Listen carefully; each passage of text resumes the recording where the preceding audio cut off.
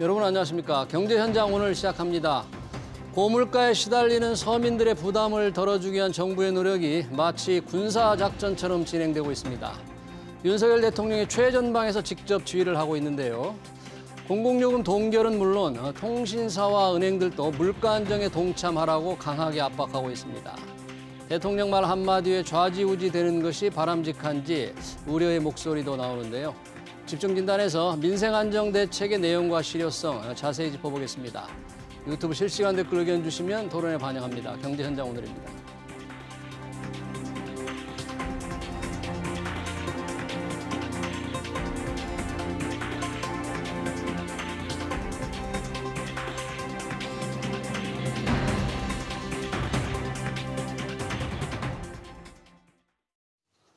네, 민생안정대책 토론하기 위해서 두 분 모셨습니다. 서지용 상명대 경영학부 교수, 유혜미 한양대 경제금융대학 교수 오셨습니다. 어서 오세요. 반갑습니다. 안녕하세요.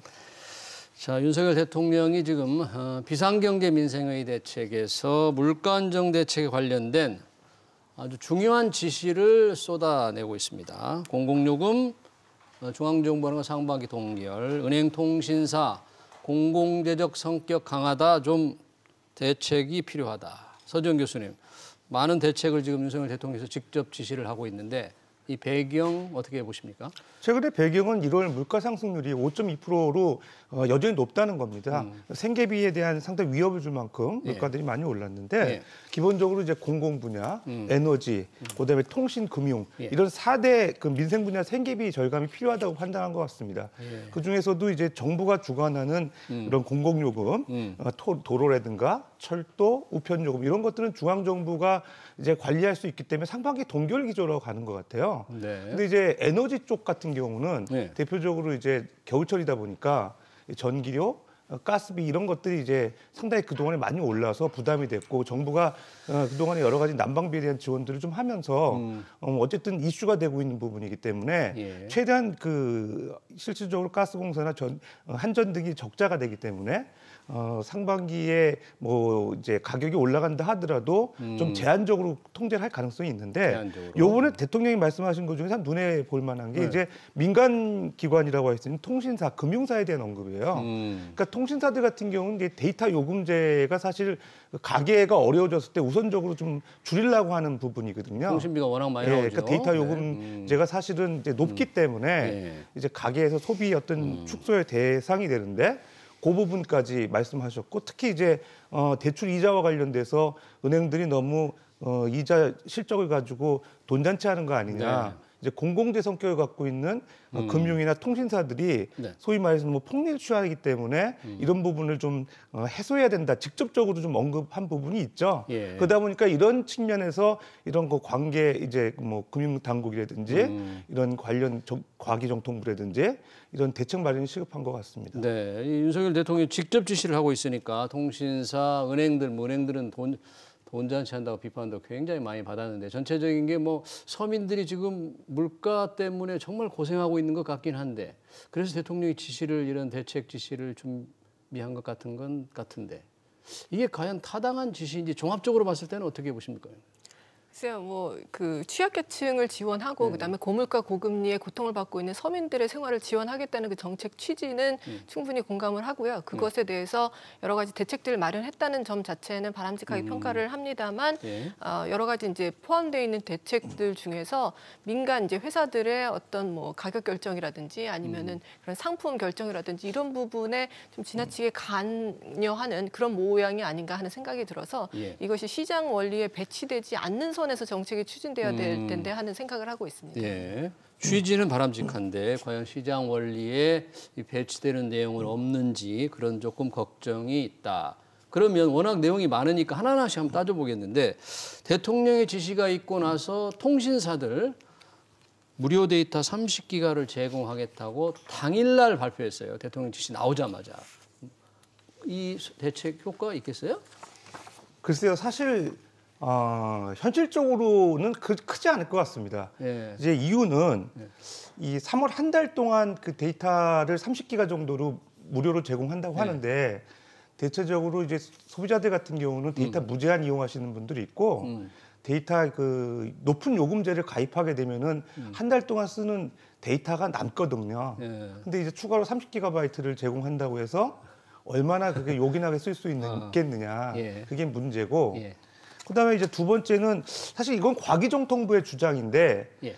그 30기가를 이제 제공하니까 높은 요금제에서 최저 요금제로 한 달 동안 바꾼 다음에 예. 소위 말해서 무료를 이용하게 데이터를 이용하면 그 차익만큼을 뭐 좀 세이브할 수 있지 않냐. 아. 그게 한 3만 원 정도라고 보는 것 같아요. 그러니까 지금 30기가바이트 이용하는 이제 고비용의 데이터 사용료를 예. 이제 한 6만 원 정도 이상 되는 거를 뭐 최저 한 3만 원대로 이제 갈아타면 한 2만 8천원에서 3만 원 정도 세이브할 수 있다. 한 요금제를 달에. 바꾸면. 예. 그런 주장을 하는데 사실 그것도 좀 현실적이지 않은 게 누가 주장했다고요? 과기정통부에서 정부가? 그런 얘기를 하고 있는 것 같습니다. 근데 일단은 그 약정이 체결이 돼 있기 때문에 예. 그 위약금 발생하는 문제도 있고 한 달만 그거를 저가 요금제로 바꾸기 쉽지 않아요. 예, 그러다 보니까 사실은 통신 요금을 한 달 동안 이제 세이브할 수 있다는 원론적으로는 가능할지 모르지만 현실적으로는 그거를 저가 요금제로 바꾸기 쉽지 않기 때문에 그게 좀 실효성이 있나 해서 생각이 들고 마지막으로는 대체적으로 이제 요번 그 데이터 무료 제공해 주는 게 중장년층 같은 경우는 그 아주 그 저가 요금제를 많이 이용하시잖아요. 그렇게 되면 데이터가 요긴하게 쓰는데 대부분 이제 청소년이나 좀 젊은 분들 같은 경우는 데이터 무제한도 많이 이용하시고 하다 보니까 이게 혜택이 그렇게 크지 않을 것 같거든요. 그래서 차라리 요금제를 좀 낮춰주는 것보다 무료 데이터를 주는 게 얼마나 더 그 도움이 될지 좀 의문이긴 합니다. 그러니까 특히 젊은 세대에는 이 대책이 큰 효과가 없다. 저는 당일날 바로 내놓아서 약간 너무 성급하게 좀 생색내기 아닌가 이런 생각도 얼핏 들더라고요. 좀 대통령의 지시, 무거운 지시가 있었으니까 좀 심사숙고해서 제대로 대책을 내놓아야 되지 않나 뭐 이런 생각 드는데 어떻게 보셨어요? 보다 이제 대통령의 지시가 나왔으니까 여기에 굉장히 이제 아주 신속하게 대처하는 모습을 보여주려고 했던 것 같은데 사실 그 대책 자체가 그렇게 실효성이 큰 대책으로 보이지는 않고요. 아무튼 일회성 대책이기 때문에 그 자체로는 그렇게 실효성이 크지 않지만 앞으로 통신사들이 이제 내놓으려고 하는 이제 대책들을 발표를 했습니다. 그래서 지금 현재 이제 대통령이 지적한 사항 중에 하나는 요금제가 그렇게 다양하지 않다. 요금제. 그래서 데이터가 아주 그냥 적게 쓰는 데이터 아니면 아주 많이 무제한에 가까운 데이터 그리고 중간 정도의 이제 데이터를 사용하는 것에 대해서는 그렇게 다양한 요금제가 나와 있지 않아서 서민들이 요금제를 이제 통해서 이제 통신 요금을 절감할 수 있는 방법이 그렇게 마땅치가 않다라고 했거든요. 그래서 이미 이전에 이미 이제 지난해부터 30기가대 정도 데이터를 사용하는 그런 새로운 요금제를 통신사들이 출시를 한 바 있습니다. 3대 통신사가. 그런데 이제 그거 이외에 40기가에서 100기가 정도를 사용하는 뭐 그런 새로운 또 요금제를 또 출시를 하겠다고 상반기 중에 그렇게 발표를 한 상황입니다. 그래서 요금제 좀 선택의 폭이 넓어지면 이걸 이용해서 또 소비자들이 조금 더 통신 요금을 절감할 수 있는 방안을 또 생각해 볼 수 있기 때문에 그런 면에서는 앞으로 조금 더 기대할 바가 있지 않는가 하는 생각을 하고 있습니다. 네, 사실 요금제가 너무 단순해서 실제 아주 많이 쓰는 분들과 적게 쓰는 분들은 괜찮은데 그 중간대 쓰는 분들한테는 훨씬 더 많은 비싼 요금 제도를 선택할 수밖에 없었다는 불만이 좀 많았던 거죠. 그걸 고치겠다 이겁니까? 예, 그렇습니다. 그리고 이런 3대 통신사뿐만이 아니라 요새 이제 알뜰폰 사업자라든지 이제 다른 또 옵션들이 있는데 이런 부분들을 좀 더 활성화해서 이 통신 요금 선택의 폭을 좀 더 넓히고 조금 더 경쟁을 좀 촉진하는 그런 방향으로 통신 사업자들에게 이제 그런 환경을 제공하겠다는 그런 정부의 입장인 것 같습니다. 네, 지금 통신 요금 제도의 선택의 폭을 넓히는 방향으로 통신사들이 뭔가 지금 연구 중인데 사실 그런 불만과 이런 거는 소비자들로부터 좀 나온 지가 좀 됐잖아요. 그런데 그동안은 좀 꾸물거리고 미적거렸던 거죠. 과기정통부, 정부와 통신사가 정부가 좀 더 재촉을 했더라면 대통령 지시 이전에도 뭔가 이런 개선이 이루어졌을 텐데 왜 잘 안 됐어요? 대통령께서 이제 이런 통신 금융을 이제 과점 체제라고 얘기를 하셨는데 과점 체제. 예, 사실은 은행업보다 사실은 통신사가 좀 더 과점 체제에 가까운 것 같아요. 그러니까 지금 그 통신 3사들이 사실 이익을 이제 배분해서 취하고 있는 그런 상황이기 때문에 뭐 경쟁이 사실 거의 없는 상황인 것 같고요. 그다음에 이제 사실 그 작년인가요? 이 5G 중간 요금제 발표했을 때에도 당초에는 이제 5G 새로운 그 서비스를 이용하는 사람들 대상으로 좀 낮은 금액으로 이용하겠다 기대가 있었는데 오히려 5G 중간 요금제가 낫지 않은 것 같더라고요. LTE 요금제보다 네. 높은 상황에서 의도적으로 가입을 해서 중간 요금제를 이용하려다 보니까 오히려 통신사들은 더 이익을 봤다는 얘기도 있어요. 예, 그래서 그래요? 사실은 중간 요금제를 더 낮춰야 된다는 현실적인 얘기도 많이 나오고 있는데 예. 그만큼 이제 통신 3사들이 사실은 이익을 너무 그 세계 업체가 나눠 먹는 식으로 사실은 독점하다 보니까 잘 이런 과점 체제가 이제 좀 무너지지 않는 예. 그런 체제에서 소위 말해서 이런 그 좀 비판성 어조가 나올 때마다 이런 약간 한시적으로 네. 소비자한테 이제 혜택 주는 쪽으로 무마하려고 하는 것보다는 네. 좀 근본적인 어떤 경쟁 강화하는 쪽으로 좀 정책이 나오면 좋지 않을까 하는 생각이 있습니다. 경쟁 강화, 과점의 문제. 사실 윤석열 대통령도 직접 이제 표현을 하셨는데 과점의 폐해. 그래서 경쟁을 촉진하다. 하라. 그럼 통신사의 경우에는 뭐 통신사를 하나 더 세우도록 유도하는 그런 것도 좀 검토될 수 있겠네요. 근데 그게 그렇게 쉽지는 않을 것으로 생각되는 게요. 통신 사업 같은 경우에는 일단 통신망을 이제 구축해야 되는 그런 초기 투자 비용이 굉장히 많이 들고요. 예. 이미 그래서 3대 통신 업체가 그런 것들에 의해서는 인프라스트럭처가 굉장히 잘 마련돼 있는 상황에서 예. 후발주자가 들어와서 경쟁하기는 그게 쉽지는 않은 그런 상황인 것으로 보이고요. 그래서 현재 있는 뭐 알뜰폰 사업자라든지 이런 부분들을 좀 더 강화하는 방향으로 경쟁을 촉진하는 것이 좀 더 맞지 않나 하는 생각을 하고 있습니다. 왜냐하면 네. 최근에 이제 젊은 세대들 같은 경우에는 사실은 그 3대 통신 업자들한테 등록을 하는 가장 큰 이유 중에 하나는 이제 휴대폰을 새로 이제 구매를 할 때 여기에서 많은 또 절약을 할 수가 있기 때문인데요. 젊은 세대들 같은 경우에는 그 휴대기기를 그냥 산 휴대폰을 직접 구매를 한 이후에 이것을 알뜰폰에 가입하는 그런 경우가 굉장히 많습니다. 그래서 예. 3대 통신 업체로부터 이 알뜰폰 업체로 이제 갈아타는 경우가 상당히 많이 나오고 있거든요. 그래서 이런 부분들이 조금 더 이제 가속화된다면 사실은 이런 부분들 때문에 3대 통신 업체들도 조금 더 위기감을 느끼고 소비자들에게 제공하는 그런 서비스의 질을 개선하기 위한 그런 노력을 하게 될 텐데요. 그걸 위해서는 이제 경쟁 업체가 될 수 있는 알뜰폰 사업자라든지 이런 다른 옵션들을 조금 더 강화하는 그런 방향으로 경쟁을 촉진할 수 있다고 생각하고 있습니다. 네, 그러니까 통신사 지금 세 개니까 제4 이동통신보다는 알뜰폰 사업자를 더 강화하는 그런 환경을 좀 조성하는 정책이 필요하다. 사실 제4 이통을 마련하기 위해서 정부도 좀 했는데 자격이 안 돼서 기업들 허용이 안 된 거죠, 그동안에? 예, 맞습니다. 그럼 유 교수님이 좋은 지적해 주셨는데 실제로 그 인프라스트럭처를 구축하고 초기 투자 비용이 많기 때문에 이런 그 후보자 선정하기도 어렵고 또 이런 지입 장벽이 꽤 높은 편이에요. 이 자본 집약도가 있는 산업이기 때문에 사실 들어온다 하더라도 얼마만큼 경쟁을 할 수 있을까 하는 문제가 있기 때문에 현실적으로는 이제 국내에서 이제 시장 지배력이 있는 뭐 시중은행에서 이제 알뜰폰 사업을 했었거든요. 근데 워낙 시장 지배력이 있다 보니까 소비자 대상으로 저가의 어떤 그런 그 사용료를 제공하면서 상당히 좀 시장에 좀 파급 효과가 있었어요. 그냥 알뜰폰 사업자들을 많이 양성해서 시중에서 어떤 경쟁을 촉진하는 이쪽 매기 역할이 정확하겠죠. 그렇게 하게 되면 좀 더 통신 3사가 수취하는 이익의 그 규모가 좀 줄어들 수 있지 않을까 이런 생각합니다. 저희 시청자가 댓글을 하나 주셨는데 좀 눈길을 끄네요. 통신요금을 미리 요금제 가격을 정해놓고 사용하지 말고 사용한 후에 사용량만큼의 요금을 내는 방식의 이런 제도를 새로 만들었으면 좋겠다. 좀 어떻게 괜찮은 아이디어 같습니까? 이제 뭐 통신사 입장에서 좀 불편하겠죠. 자기네들이 원하는 어떤 이익 구조가 있기 때문에 거기 책정된 가격이라고 보는데 소비자 입장에서는 자기가 이제 실제로 사용한 데이터만큼 쓰겠다는 거거든요. 내겠다는 거거든요. 그러니까요. 소비자 입장에 상당히 합리적인 방안이죠. 그런데 그 부분에 대해서도 뭐 완전히 이제 그렇게는 어렵게 하더라도 통신사하고 절충하는 방법을 좀 모색할 수 있을 것 같습니다. 좋은 의견 같습니다.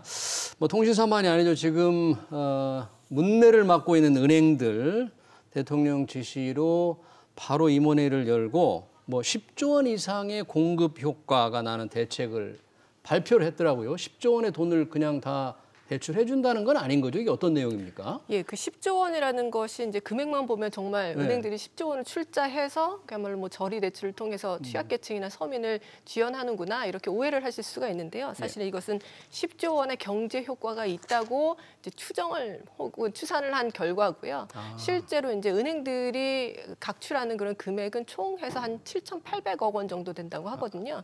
왜냐하면 이 은행들이 시중 은행들이 사실은 얼마 전에 이 5천억 원을 원을 출자를 해서 취약계층을 위한 뭐 긴급 생계비 대출이라든지 이런 부분을 위해서 지원을 하겠다. 그래서 사회에 공헌을 하겠다는 발표를 한 적이 있습니다. 그래서 최근에 이제 5천억 원에 대해서 이제 발표를 했었는데 사실 이것은 이제 최근에 이제 은행들의 성과급을 둘러싼 그 돈잔치 그런 비판에 대해서 은행들이 우리들이 사회 공헌도를 높이겠다 하면서 이제 발표한 내역인데요.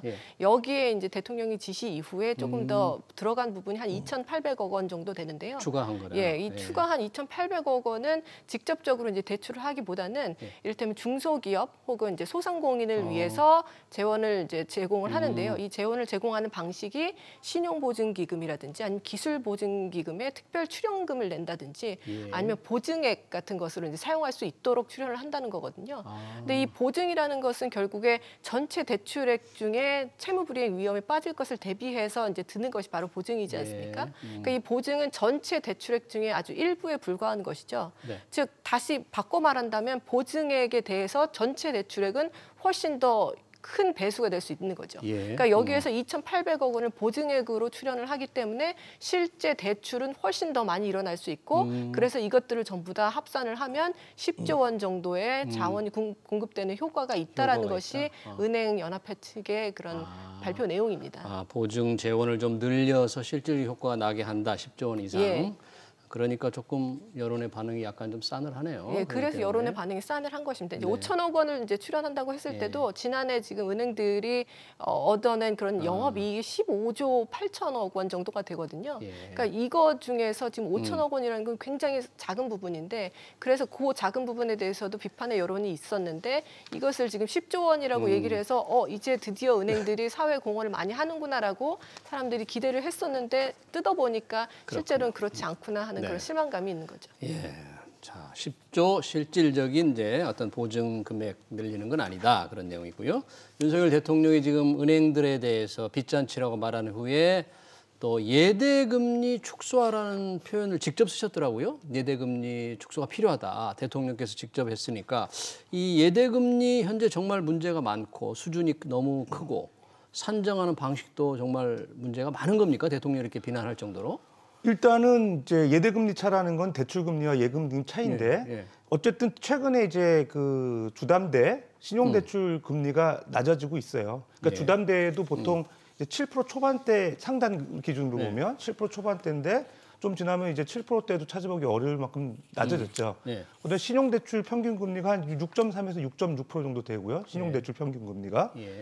그러니까 결론적으로는 이제 올해 초에 비해 보면 대출금리 상당히 떨어졌어요. 근데 문제는 예금금리가 더 떨어졌다는 거죠. 예금금리가 지금 뭐 연초만 하더라도 5% 이상의 예금금리도 있었거든요. 근데 지금 4%도 찾아보기 어렵고 3.7% 정도 내외거든요. 그러면은 예대금리 차 기준으로 보면 3%포인트 정도 이상 될 가능성이 있어요. 즉 은행마다 좀 차이는 있지만 그러니까 평균적으로 3%포인트 이상 된다 그러면은 적은 예대금리 차는 아니거든요. 통상적으로 저금리 기조에서 예대금리 차 뭐 1.5% 내외 정도 수치하던 은행들도 꽤 많았는데 2배 이상 증가했다고 하면 이익을 낼 수밖에 없는 구조거든요. 그러니까 이제 대통령께서 그런 거를 이제 구체적으로 언급을 하신 것 같은데 그럼 어떻게 하라는 얘기일까요? 결론적으로는 이제 문제는 이런 것 같습니다. 그러니까 예금금리를 너무 지금 낮추는 거에 대한 문제점이 있는 것 같아요. 그러니까 예금 소비자 입장에서는 대출 고객하고 또 다른 성격을 갖고 있는 거고 은행 입장에서는 또 어떤 생각을 갖고 있냐면 어쨌든 지금 여러 가지 대출 규제도 좀 있고 실질적으로 금리가 높으니까 이자 비용 때문에 대출세가 조금 둔화된 게 있어요. 근데 그런 상황에서 너무 높은 예금을 갖고 자금을 조달했을 때 상당히 운용에 부담도 되고 본인들이 생각하는 어떤 이익에 좀 차질이 생길 수 있다고 생각하는 것도 있고요. 그다음에 회사채 시장 같은 경우 지금 조금 안정이 되다 보니까 오히려 높은 예금 금리를 지급하지 않아도 자금 조달이 가능하다고 판단하는 것 같아요. 그러니까 오히려 이제 대출 금리를 생색을 내면서 예금 금리는 더 낮게 낮추니까 사실 은행 입장에서는 예대금리 차가 벌어지면서 손해 볼 게 없는 지금 상황이거든요. 그런 문제에 대해서는 대통령이 잘 지적하신 것 같고, 그다음에 두 번째는 그러면은 대출 금리 규제에서 지금 가산금리 문제인데요. 가산금리, 변동금리가 지금 이제 코픽스 자금 조달 비용 지수라 그래서 3%까지 내려왔거든요. 근데 이제 코픽스에 연동되는 그런 자금 조달 그 비용 지수에 연동되는 대출이 이제 주담대 금리예요. 변동금리. 네. 근데 이렇게 주담대 금리가 낮아지니까 오히려 고정금리가 상대적으로 더 높아 보이는 거죠. 변동금리와 고정금리에서 고정금리가 훨씬 높은데 과거부터 고정금리는 높긴 높았는데 주로 가상금리 때문에 그렇거든요. 예. 이제 업무 원가라든지 신용위험에 대한 프리미엄, 그다음에 목표 이익률 이런 것들이 가상금리에 반영되는데 이거에 대한 좀 공시를 투명하게 하면은 가상금리를 지나치게 높게 책정하는 가산금리에 대한 공시를 좀 투명하게 이런 하라. 문제가 좀 해소돼야 되지 않을까 생각됩니다. 예. 가산금리 공시를 투명하게 하고 예금금리를 좀 더 낮추라. 예금금리 이제 인위적으로 좀 더 많이 낮추는 경향이 있는 것 같은데. 너무 많이 낮춘다. 그래서 사실 대출금리가 연동해서 낮아지는 건 뭐 차차하더라도 지나치게 이제 예대금리 차 때문에 그런 경향도 좀 있는 것 같습니다. 저는 대통령의 이 은행의 돈잔치 이자 높다는 지적은 이해가 되는데 그래서 그러면 어떻게 하라고 하느냐 하고 만약에 은행들이 딱 반론을 제기한다면 뭐 대출금리를 빨리 더 내리라고 감독원이 지시를 해야 되나? 뭐 해결책이 도대체 뭘까? 이건 좀 궁금합니다. 예. 제가 일전에 말씀드린 적이 있는데 고금리 상황에서는 예대금리 차가 좀 벌어지는 것은 자연스러운 현상입니다. 그런데 현재 예대금리 차가 그러면 적절한 수준이냐? 뭐 이것은 사실은 경제 환경에 따라서 정해지는 것인데요. 지금 뭐 금감원에서도 그렇고 금당국이나 아니면 이제 대통령께서 지시하시는 것은 지금 이 예대금리 차가 꽤 커서 이것 때문에 서민들이 고통을 받으니 이 고통을 덜어줄 수 있는 방법을 한번 찾아보자라는 취지인 것 같은데요. 사실 예대금리차를 줄일 수 있는 가장 이제 근본적인 방법은 결국에 은행에 조금 더 은행업의 경쟁을 촉진시킬 수 있는 환경을 조성을 하는 거겠죠. 경쟁. 네. 예, 왜냐하면 은행이 현재 이제 시중 4대, 5대 은행이 사실은 그 시장의 점유율이 상당히 높습니다. 5개 은행이. 예, 시중에 있는 이 5대 은행의 점유율이 뭐 그 대출이든 아니면 저축이든 보면 한 60~70%가 되거든요, 전체.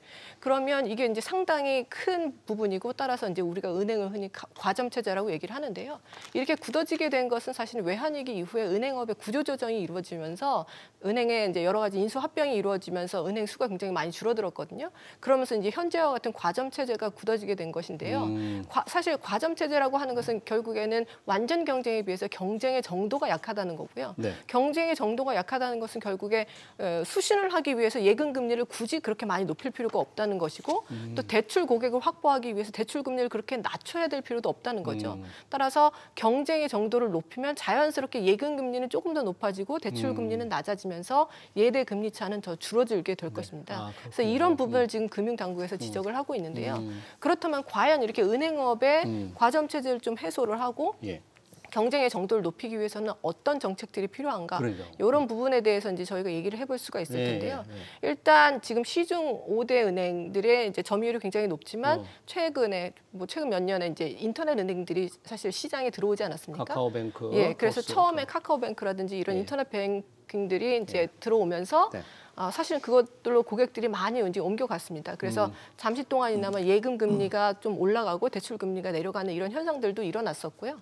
그런데 이제 이런 인터넷 은행들이 사실은 여러 가지 업무에 규제가 있습니다. 이를테면 기업 대출을 하지 못하는 금선분리 때문에 기업 대출을 하지 못하고 이제 개인 대출만 해야 되고요. 그리고 여러 이제 신용도가 뭐 고신용도, 중신용도, 저신용자가 있으면 중금리 중신용자 위주로 이제 대출을 주로 하게 돼 있고요. 그리고 이제 대면 업무를 주로 못 하게 되다 보니까 이를테면 뭐 미성년자들이 뭐 통장을 개설하려고 하면은 사실은 이제 대면 그런 지점에 가가지고 신분이나 이런 걸 확인하고 해야 되는데 그런 부분들이 잘 되지를 않는 거죠. 그래서 여러 가지 이제 인터넷 은행들이 사실은 규제에 매여 있는데 이런 규제들을 조금 완화하면 사실은 인터넷 은행과 시중 은행들 간의 경쟁이 조금 더 이제 격화가 될 수가 있고요. 이런 부분들이 예대금리 차의 뭐 축소라든지 이런 부분들로 아니면 금융 소비자들에 대한 서비스의 질이 개선되는 그런 효과가 나타나면서 이 대통령이 원하고 또 금융 당국이 원하면서 동시에 금융 소비자들에게도 혜택이 돌아가는 그런 결과를 우리가 얻을 수도 있을 거라고 생각합니다. 네, 그렇군요. 예금 금리와 대출 금리를 직접 낮추라는 어떤 정부의 지시가 아니어도 인터넷 전문 은행들의 좀 영업을 더 활성화하면 5대 시중은행들의 과의 경쟁 강도를 좀 높여서 자연스럽게 예대마진 축소를 유도할 수 있지 않느냐. 사실 카카오뱅크 이런 데 허용할 때 좀 은행권의 매기가 되라. 경쟁력을 높여서 그런 취지로 했는데 지금까지 그런 취지가 별로 달성이 좀 안 됐다고 봐야 됩니까? 각종 규제 때문에 워낙 규제가 이제 인터넷 전문의 출범 당시에 카카오뱅크, 이제 K뱅크가 출범 네. 먼저 했죠. 그 당시에 이제 유 교수님 말씀하신 대로 이제 그 중금리 대출 활성화의 취지가 좀 있었어요. 그러니까 신용도가 중간 정도 되는 중신용도 좀 되는 예. 그런 차주들 대상으로 해서 지원을 좀 강화하라는 목표가 있었는데 예. 사실은 뭐 카카오 같은 경우는 뭐 잠재 고객이 많고 또 말씀하신 대로 이제 예금 금리 높여주고 대출 금리 낮추니까 상당한 머니 무브가 있었거든요. 젊은 층들 대상으로. 그러다 보니까 이제 고신용자 대상으로 너무 간편한 이런 대출만 취급하는 경향들이 좀 있었거든요. 그러니까 우량도가 높은 그런 그 간편 대출 위주로만 취급하다 보니까 너무 돈 쉽게 버는 경향들이 있었어요. 예. 그런데 이제 그러다 보니까 이제 금융당국에서는 예. 중신용자 위주의 좀 대출 목표제를 할당을 했죠. 작년에. 그래서 이제 그 부분들을 맞추기 위해서 예.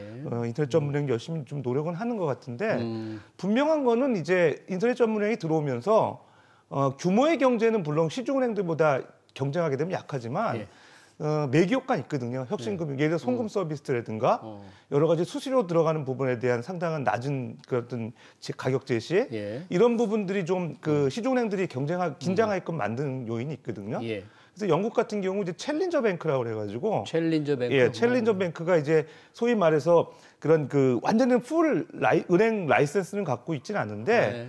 부분적으로 이렇게 스몰 라이센스 형태로 갖고 있으면서 네. 이 소비자한테 파격적인 어떤 그 금융 서비스를 제공하는 그런 혁신 금융 기관들이죠. 예. 대체적으로 뭐 금융당국이 강조했었던 레볼루트 같은 그런 금융 챌린저 뱅크 같은 게 2015년도에 출범했는데 이런 파격적인 송금 저축 서비스로 인해 가지고 2015년 출범한 이후에 4년간 한 600만 명 이상의 고객도 확보가 됐고요. 예. 그다음에 N26, 그다음에 몬조, 스타일링 이런 그 은행들이 상당히 이제 조그마한 은행들, 예, 많은 특수 은행들이 영업만 하는 영업들. 예, 특히 영국이나 독일을 중심으로 해서 파격적인 그런 가격을 제시하면서 예. 상당히 흥행이 됐거든요. 예. 이제 그런 것들이 이제 매기 효과 있다. 아마 그런 언급을 좀 하고 있는 것 같습니다. 네, 유혜미 교수님이 이제 인터넷 전문 은행들의 규제를 좀 완화를 하면 경쟁 가도가 높아진다고 그랬는데 혹시 인터넷 전문 은행의 수를 좀 늘리는 카카오뱅크 같은 한두 개 더 인가해주는 그런 거는 어떻게 생각하십니까? 뭐 그런 것도 분명히 효과가 있을 거라고 생각을 하는데요. 지금 또 그런 것과 관련해서 이제 우리가 생각해 볼 수 있는 시는 금산분리거든요. 금산분리. 예, 네. 금융하고 이제 산업이 분리가 돼야 된다. 그렇지 않으면 금융업에서 이제 뭐 도덕적 해이가 네. 발생할 수 있다. 뭐 이런 여러 가지 이제 그 근거로 이제 금산분리가 계속해서 추진되어 왔는데 최근 이제 금융당국에서도 금산분리를 이제 좀 완화해야 되는 거 아니냐. 왜냐하면 여러 가지 기술 발전, 혁신이 일어나면서 금융과 산업의 경계가 좀 모호해지는 그런 지점들이 있단 말이죠. 그래서 인터넷 은행들은 사실은 산업 자본이 약간 금융업에 진출한 이런 특수한 케이스로 우리가 볼 수가 있지 않습니까? 그런데 네. 반면에 또 은행들은 또 산업 쪽에는 진출하지 못해서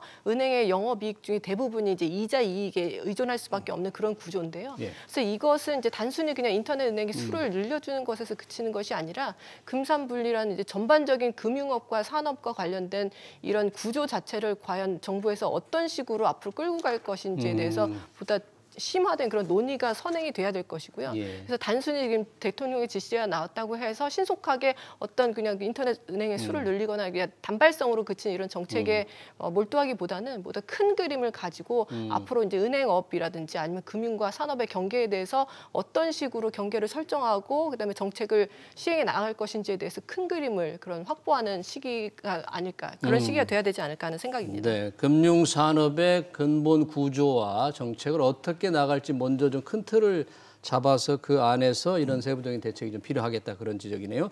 마지막으로 사실 이번 공공요금 동결 내용도 있는데 공공요금 동결, 은행 경쟁 강도 강화, 통신 경쟁 강도 강화하니까 관련 업종 주가가 좀 크게 타격을 받고 있는데 그 피해보는 사람도 있네요. 정부 이런 것 때문에. 그렇죠. 금융 소비자라기보다는 이제 투자자가 피해보는 사례가 네. 나오는 거죠. 최근에 이제 KRX 은행 지수, 네. 이제 뭐 4대 금융지주, 그다음에 지방금융지주, IBK 기업은행, 뭐 이런 카카오뱅크들이 해당 지수에 이제 포함이 돼요.